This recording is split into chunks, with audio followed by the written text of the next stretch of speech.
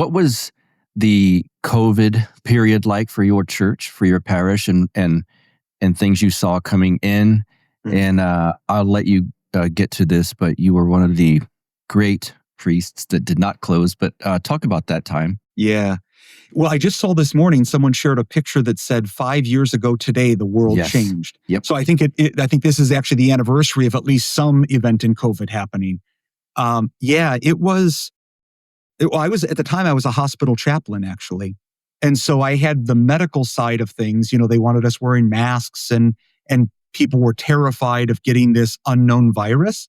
And at the same time, we had what St. Ignatius calls the medicine of immortality, so that you won't die.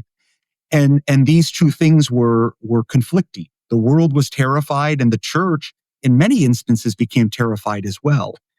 I would say in this area, other than a very close kind of friend of ours, a local Russian monastery, in this area, I don't know of any other parishes that stayed open during COVID, except for us.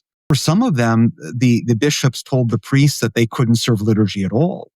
And essentially that defrocks a priest for 6 or 8 weeks. Here we were very blessed. Our bishop was very pastoral. Even the patriarch was very pastoral, and essentially said, you follow the local laws as best you can.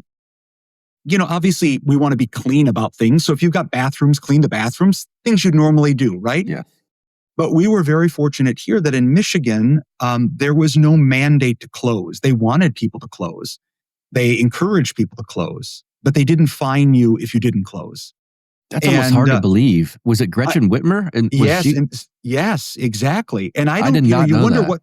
You wonder what's all behind it. Was she maybe had an eye toward mosques and synagogues? I don't know. Was that what she was thinking? We want to stay open. There's a heavy Muslim presence in Dearborn, just the city down from us.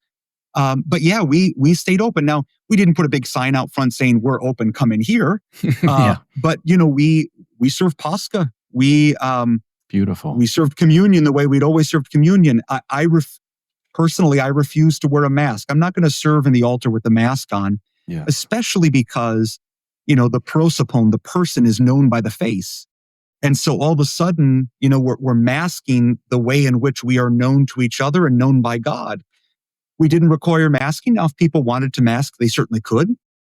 Here, hardly anybody did.